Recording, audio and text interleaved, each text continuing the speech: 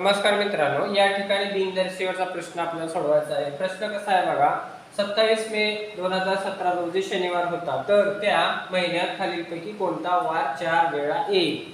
तर मित्रांनो, तुम्हाला मी सांगितलं होतं की कोणत्या एका महिन्याचा तुम्ही परिपूर्ण अभ्यास करा। मागच्या व्हिडिओमध्ये मी कल्पना दिली होती।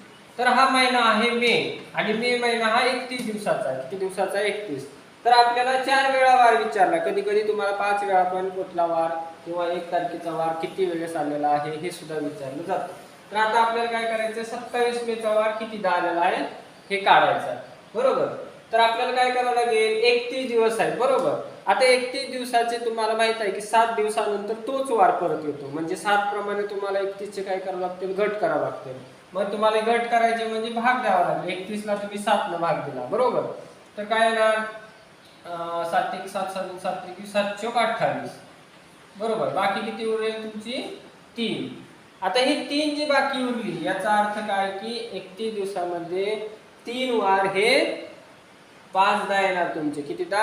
5दा। आणि बाकीचे वार 4दा येणार, आणि 3 वार कितीदा येणार? 5दा येणार। आता ते कोणते 3 वार असणार पण हा प्रश्न आहे, बरोबर।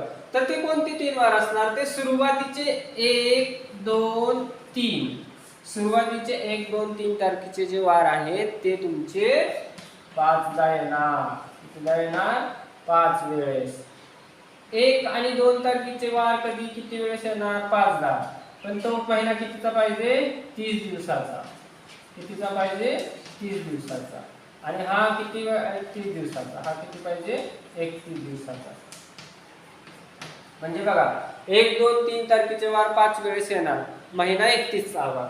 1 2 तारखेचे वार 5 वेळेस येणार, महिना 30 चा हवा। कारण इथं जर तुम्ही 30 घेतलं तर बाकी 2 येणार, म्हणजे 1 2 तारखेचे वार तुमचे 5 वेळेस येणार। 29 चा महिना असेल तुमचा, तर 1 तारखेचा वार 5 वेळेस येणार। 29 दिवसाचा महिना असेल तर एक वार फक्त तुमचा काय होणार? 5 वेळेस येणार। आणि तुमचा जर 28 चा महिना असेल तर 0 वार 5 वेळेस येणार। किती? 0 वार,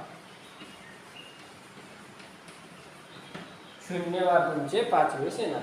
म्हणजे हा महिना 31 चा, याचा अर्थ काय की तुमचे 1 2 3 तारखेचे वार 5 वेळेस येणार। मग आता आपण बघूया 27 मे। आता आपल्याला 1 2 3 तारीख काढायची, बरोबर। मी तुम्हाला सांगितलं होतं की गट कसा असतो यांचा बघा, 1 नंतर 8, 8 नंतर 1 8 15 22 29। त्यानंतर बघा, तुम्हाला मी सांगितलं होतं वार कसे असतात, 1 2 3 तारखेचे वार 5 वेळेस असणार। पण तुम्हाला मी गट पण सांगितले होते, कसे गट असतात की 1 2 3 तारखेचे वार 5 वेळेस येणार, म्हणजे 1 8 15 22 29 चा काय येणार, तो एक गट आहे। म्हणजे 29 तारखेचा जो वार आहे तो 5 वेळेस येणार तुमचा। किती वेळेस येणार? 5 वेळेस। कारण तो मे महिना आहे, 3 वार 5दा येणार, म्हणून म्हणजे 29 चा वार 5 वेळेस येणार। मग इथं आपल्याला 27 चा माहित आहे, म्हणजे 1 तारखेचा वार काढायची गरज नाही, आपण 29 चाच काढूया। कारण 29 ला 1 तारीख आणि 29 तारीख 1 तारखेचा आणि 29 तारखेचा वार सेम असणार तुमचा, म्हणून आपण काय करूया, 29 27 ला शनिवार आहे, म्हणजे 28 29 ला म्हणजे 2 वार पुढे घ्यायचे, शनिवार रविवार सोमवार। 29 ला कोणता वार आहे? सोमवार। कुठला आहे? सोमवार। आता आपल्याला उत्तर आलं। आता बघा, 29 ला सोमवार आहे, 30 ला काय? मंगळवार, 31 ला काय? बुधवार, बरोबर। तर हे 3 वार तुमचे 5दा येणार। 29 30 31 तारखेचे वार किती येणार? 5दा।